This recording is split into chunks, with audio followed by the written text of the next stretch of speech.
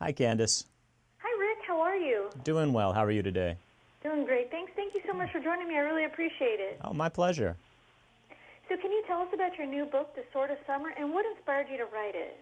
Yeah, the Sword of Summer is about Norse mythology, the old stories of the Vikings, Thor, Loki, Odin, but it's set in modern day Boston. It's about Magnus Chase, who is a 16-year-old homeless kid. He lives on the streets of Boston, but he finds out his life story is a whole lot more complicated than he realized. His dad is actually a Norse god.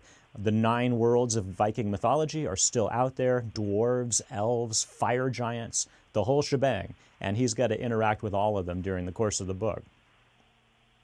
And what made you decide to switch gears from ancient Greek mythology to Norse mythology for this novel?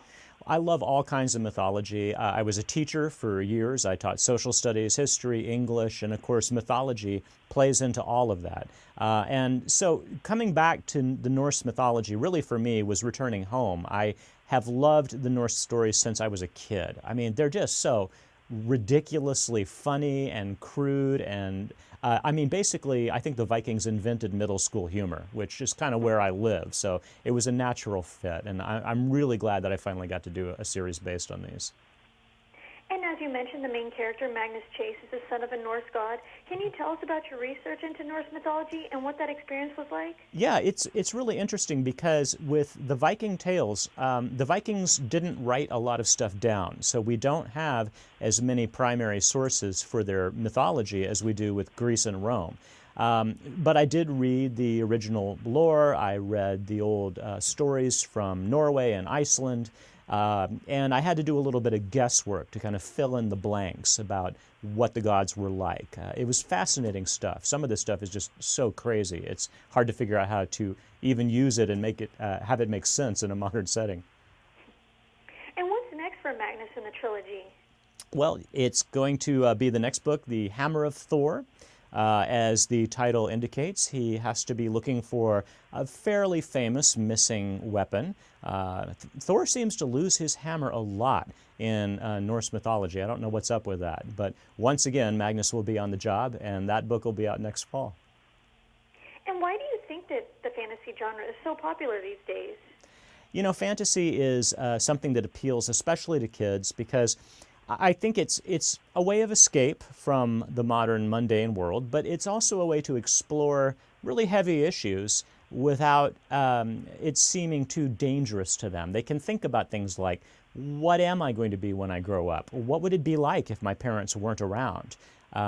What does make a good friend? And who am I going to be in life? So you can explore all those things in fantasy, and it feels a little safer. And as you mentioned, you were a teacher for many years. Did you always know you wanted to become a novelist? And do you ever miss teaching? I didn't always know that I wanted to be a novelist. I dabbled with writing when I was a kid, put it down for a while and went back to it. Really, the books came out of bedtime stories that I started telling my son when he was in elementary school. And that's where the books came out of it. And as for teaching, yes, I still have dreams that I'm in the classroom and I need to grade a set of papers. I need to finish a lesson plan. I loved teaching. But I kind of feel like I have the best of both worlds. I'm still a teacher. It's just that now I have several million kids in my classroom. And you're very committed to ADHD and dyslexia awareness. What inspired you to get involved? Well, when I was telling those bedtime stories to my son, the reason was that my son had just been diagnosed with ADHD and dyslexia. So that's his personal struggle. And that's why Percy Jackson, the original character that I wrote about, is an ADHD dyslexic kid. And in my world, he finds out that that's a sign that you might be a demigod. You might be very special indeed. So it's kind of my way of telling kids, anybody can be a hero. It doesn't matter what your learning style is or where you're from, you can be a hero. Well, thank you so much, Rick. Where can we go for more information and to purchase The Sword of Summer Book 1?